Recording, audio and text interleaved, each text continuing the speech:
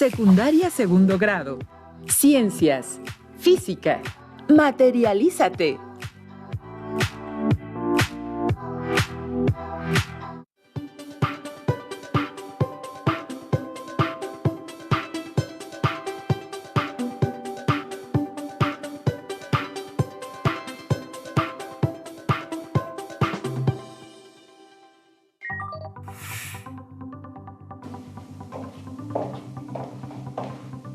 ¿Qué tal, alumnas y alumnos de segundo grado de secundaria? Bienvenidas y bienvenidos a esta sesión de Aprende en Casa 2 de la asignatura de Ciencias Física. Yo soy Leslie Mendívil y en esta ocasión nos acompaña el profesor Cosme Antonio Fragoso, quien nos apoyará el día de hoy. Bienvenido, maestro. Gracias. ¿Qué tal? Sean bienvenidas y bienvenidos a esta sesión que lleva por título Materialízate. Soy el profesor Cosme Antonio Fragoso Farías y los acompañaré en esta emisión.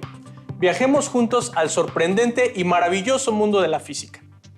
El propósito de nuestro programa es explicar las diferencias entre la naturaleza continua y discontinua de la materia.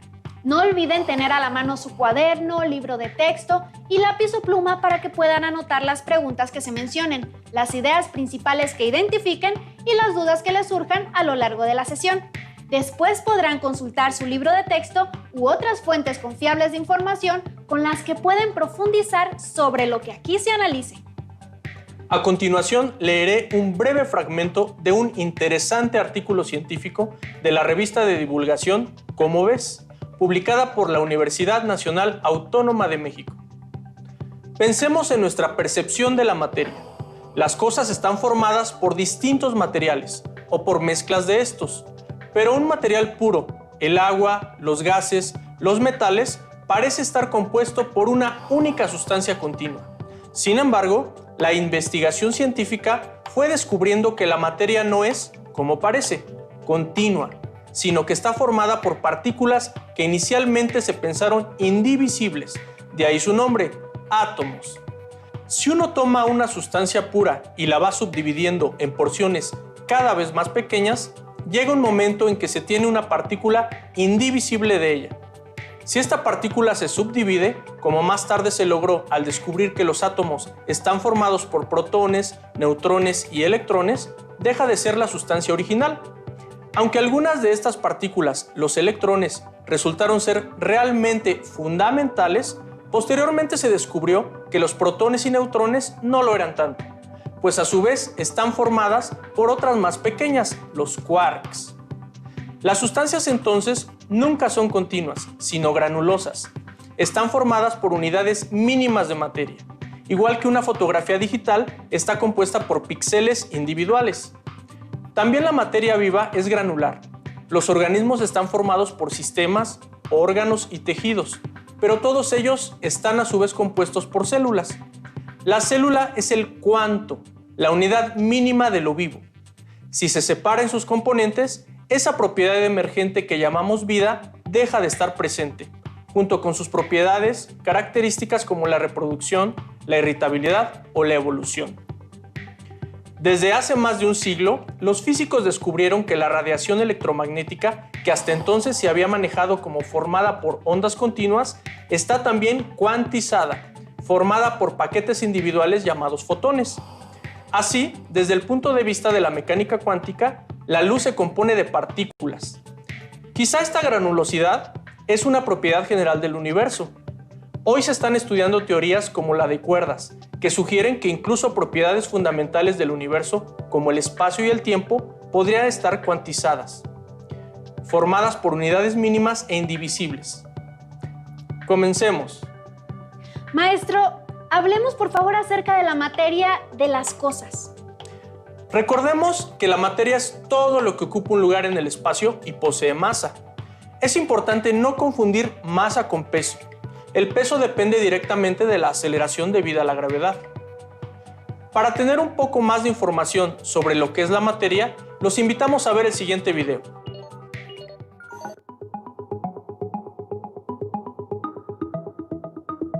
¿Te has preguntado de qué está hecho todo lo que nos rodea?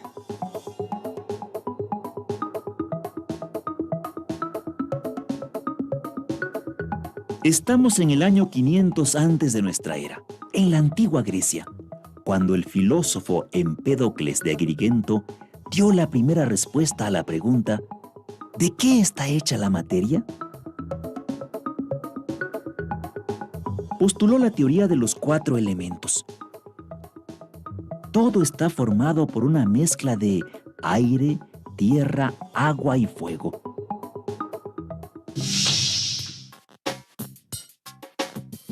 Si vemos un pedazo de papel quemándose, podemos entender por qué Empédocles pensó en los 4 elementos: el aire, el fuego, la tierra representada en las cenizas y el agua. Hagamos otro ejercicio. Tomemos un objeto cualquiera, por ejemplo, una manzana. La cortamos en varias partes y así sucesivamente. Pero, ¿cuánto más la podemos dividir?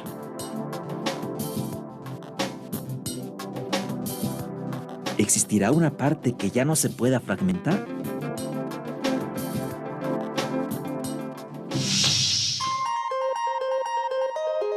El filósofo Demócrito llamó a la parte más pequeña de una cosa átomo, que significa sin parte, sin división.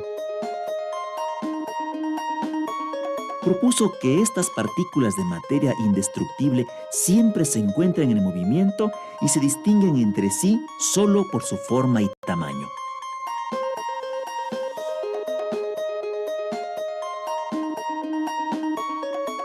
En el siglo III antes de nuestra era, Aristóteles rechazó la propuesta de Demócrito y retomó la idea de los 4 elementos.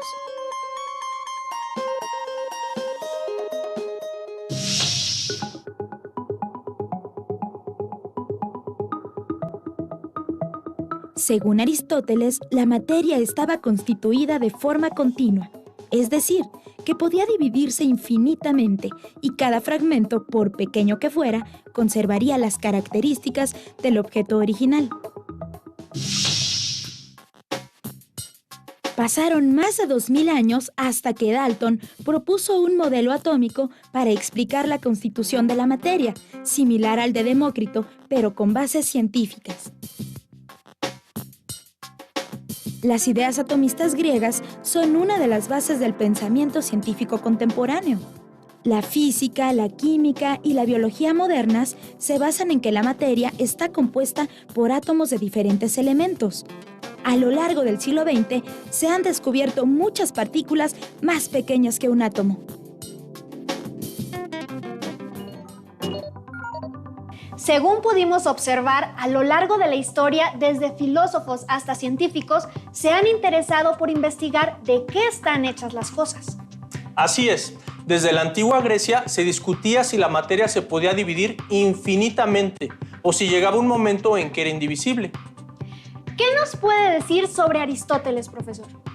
Aristóteles pensaba que un pedazo de materia podía dividirse hasta llegar a un pedazo indivisible, es decir, consideraba que la materia era continua.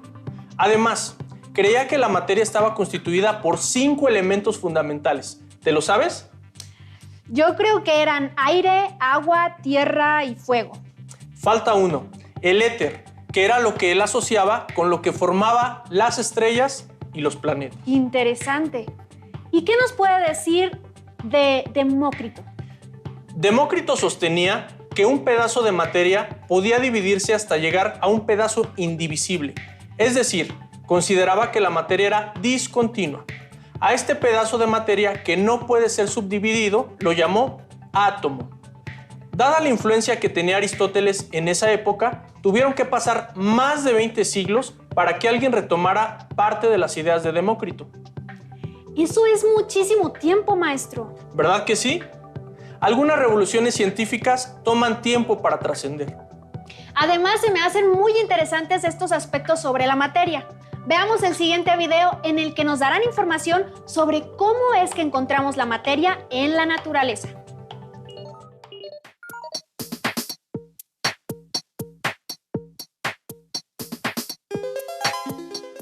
Si miramos a nuestro alrededor y tocamos los objetos que nos rodean, podremos asegurar que están hechos de materia. Las casas que habitamos, la ropa con la que nos cubrimos, los objetos que usamos diariamente. Nuestro cuerpo mismo está hecho de materia.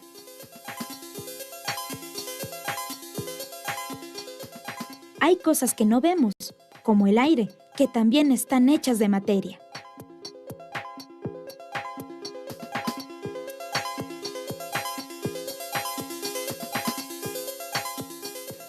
Cuando caminamos por la calle, lo hacemos sobre materia. Los coches, los animales y estos árboles están hechos de materia. Y más acá, el río también está hecho de materia. La materia es sólida como la tierra, las casas, los animales y las plantas. Líquida como el río y el agua que bebemos, o gaseosa como el aire que respiramos. A estas formas de la materia se les llama estados de agregación. ¿Cuáles son las diferencias entre estos estados?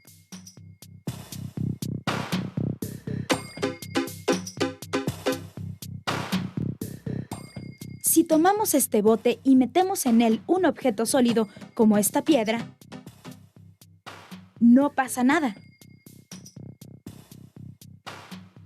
En cambio, si tomamos un líquido y lo metemos a este mismo bote,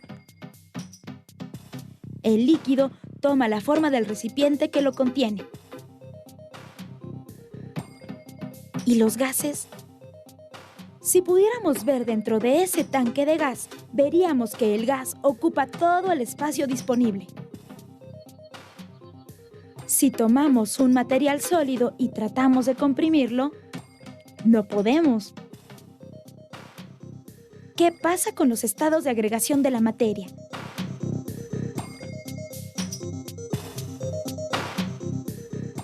Probemos con esta jeringa para que sea más claro.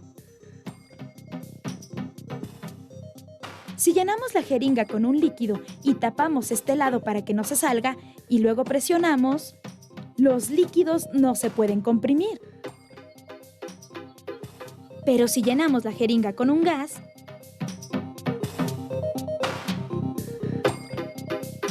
el émbolo de la jeringa se mueve.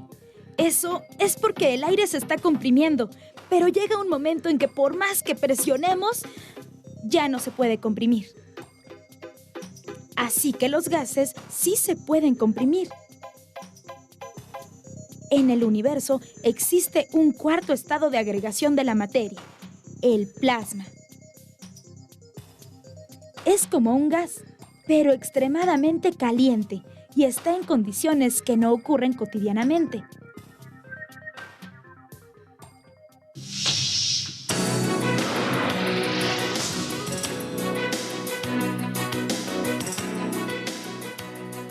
¿Sabías que la mayor parte de la materia que hay en el universo está en estado de plasma?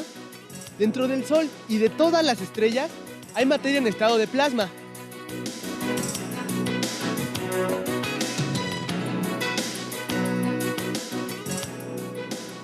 Pero no necesitamos salir de nuestro planeta para encontrar plasma. El plasma se puede producir de manera artificial en un laboratorio.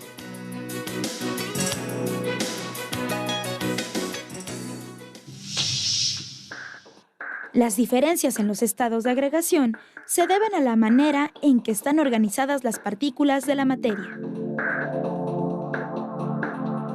¿Te has preguntado cómo están organizadas las partículas en un sólido, un líquido y en un gas?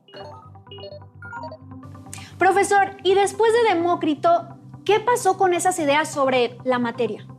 Al pasar tanto tiempo, Newton retomó sus ideas, quien pensaba que si se divide continuamente una porción de materia, como la gota de agua, llegará un punto en que se obtenga un pedazo muy pequeño, sólido e indivisible, al que llamó partícula o corpúsculo. Este pedazo conservaba las propiedades de dicha materia y tendría masa permanente. Además, se movería como dictan las leyes del movimiento.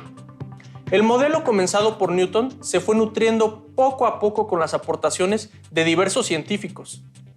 ¿Cómo quiénes, profesor? Bernoulli, un científico suizo, propuso que los gases estaban compuestos de pequeñas partículas esféricas en movimiento, separadas por distancias mayores al valor de su diámetro. Después, Clausius, un científico alemán, afirmó que las moléculas o partículas de un gas tenían una distribución de velocidades bien definida. Supuso que dichas partículas podían tener energía asociada a la rotación y vibración, además de la asociada a su movimiento de traslación, y reconoció el papel fundamental que tienen las colisiones en la dinámica de un gas. ¿Colisiones es lo mismo que choques, profesor? Exacto. Posteriormente, un científico escocés llamado James Clerk Maxwell describió un gas como un conjunto de un enorme número de partículas, cuyos movimientos estaban definidos a partir de las leyes de Newton. Sin embargo, se percató de que estudiar el movimiento de cada una de esas partículas resultaba imposible desde el punto de vista práctico y experimental, por lo que describió de manera estadística y predictiva su comportamiento. Maestro, creo que estas ideas sobre la naturaleza de la materia parecen no tener fin. Pero nuestro programa sí. Por eso, finalmente un científico austriaco de nombre Ludwig Boltzmann estableció la relación entre la temperatura de la materia y la energía de las partículas que la componen. Integrando todo ese conocimiento, Maxwell y Boltzmann propusieron un modelo científico para los gases, el cual es utilizado actualmente. Se le conoce como la teoría cinética de los gases y sirve, entre otras cosas, para predecir la variación de la velocidad de las partículas y para predecir cantidades macroscópicas como la presión y la temperatura en términos de las características microscópicas de la materia en estado gaseoso. La materia, además, tiene algunas propiedades como masa, volumen, densidad, viscosidad, maleabilidad. Les invitamos a conocer un poco más al respecto en la siguiente cápsula. Día con día, a nuestro alrededor, encontramos una gran cantidad de objetos y materiales. Con tan solo observarlos o tocarlos, podamos distinguir si son duros, rugosos, si son pegajosos, si pesan más o menos, si son transparentes u opacos, o si sus formas nos parecen poco comunes. Pero, ¿por qué todos los materiales son diferentes? ¿Qué otras características se podrían distinguir en cada uno de ellos?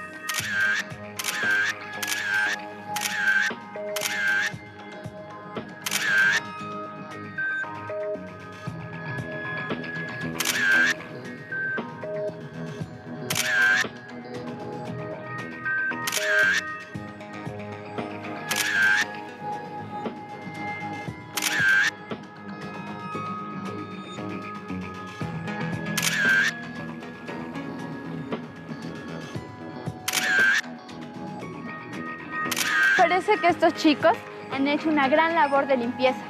Pero no solo eso, a los materiales les han dado un orden. ¿Por qué los agruparon así? ¿Acaso será por su forma o su consistencia? ¿O tal vez por su peso? Si observan con atención, fueron agrupados por características que reflejan algunas propiedades de la materia. Todos los objetos a nuestro alrededor están hechos de materia, cuya primera definición es todo aquello que ocupa un lugar en el espacio. La masa es una medida de la cantidad de materia que contiene un objeto. No confundamos la masa con el peso, pues este es la fuerza con la que un objeto es atraído por la Tierra. En cualquier estado, ya sea sólido, líquido o gaseoso, los objetos tienen masa y ocupan un volumen.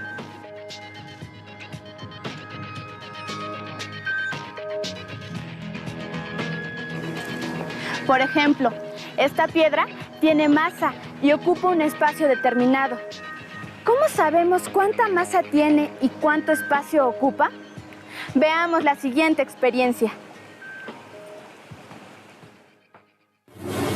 Si queremos medir la masa de distintos materiales, por ejemplo, 2 bolas de distinto material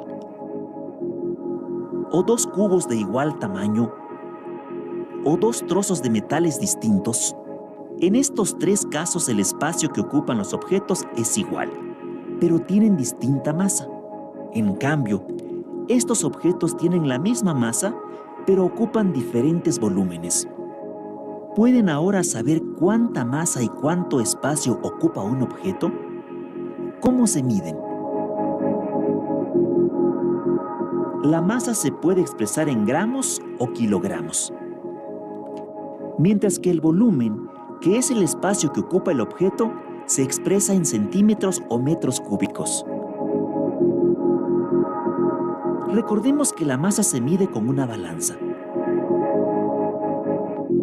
Para conocer el volumen de un sólido de forma irregular, basta sumergirlo en un líquido y medir la cantidad de líquido desplazado. Los globos inflados con helio siempre suben cuando se sueltan. ¿Qué relación tiene este fenómeno con la masa y el volumen? ¿Por qué ocurre este fenómeno? Porque el gas es más ligero que el aire. Porque depende de la energía que contenga el globo. Porque el gas caliente hace que el globo se eleve. Porque el gas es más ligero que el aire. ¿Por qué es más ligero el helio? Bueno, esto sucede porque el helio tiene menor densidad que el aire y por lo tanto sube más rápido. Por la temperatura que lleva dentro del globo. Si conocemos tanto la masa como el volumen de un objeto, podemos conocer otra propiedad de la materia: la densidad del material del que está hecho el objeto.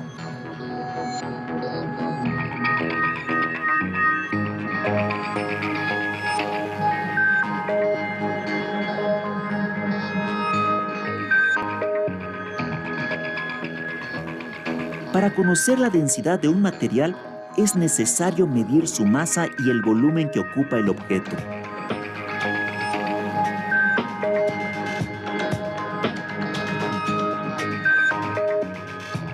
Por ejemplo, si tenemos 100 centímetros cúbicos de aceite de oliva y su masa es de 91.7 gramos, ¿cuál es su densidad?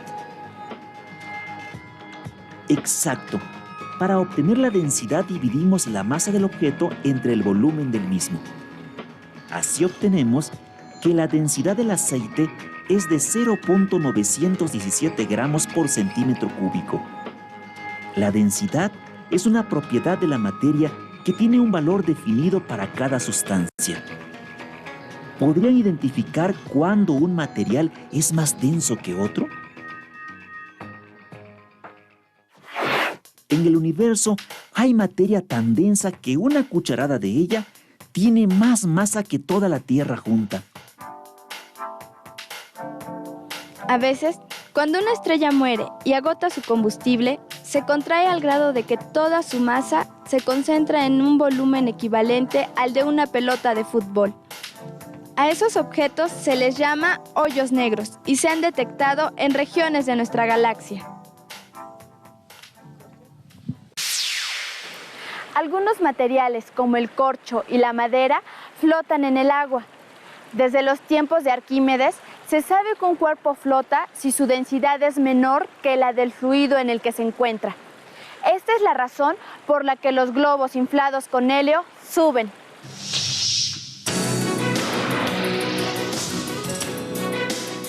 ¿Sabías que si los barcos fueran de metal macizo se hundirían?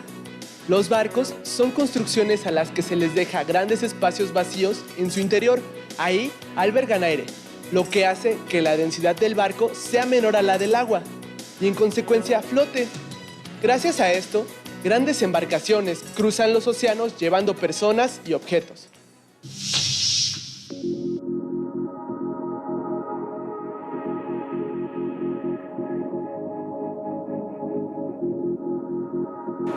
Además de la masa, el volumen y la densidad, la materia tiene otras propiedades que la caracterizan, entre las que se encuentran la viscosidad, que es la resistencia de un líquido a fluir pendiente abajo. La dureza, en cambio, se refiere a la resistencia que tiene un objeto a ser rayado. La fragilidad es la facilidad con la que se quiebra un objeto. Por otra parte, La propiedad que tiene un material de recuperar su forma original después de ser deformado por una fuerza se llama elasticidad. Existen otras propiedades de la materia como la ductilidad, la maleabilidad y la porosidad. Maestro, muy interesante. El recorrido por los descubrimientos y propuestas científicas sobre la naturaleza de la materia. Y para divertirnos con la naturaleza de la materia, ustedes podrán hacer un experimento muy divertido creando una masa juguetona. Se recomienda que recurran a la ayuda y supervisión de un adulto. Masa juguetona. ¿Y cómo la hacemos? El material que necesitamos es un vaso desechable, una cuchara, como sustancias 250 gramos de harina de trigo, 100 gramos de sal de mesa, 150 mililitros de agua, 4 cucharadas de aceite comestible, un sobre o gotas de colorante vegetal.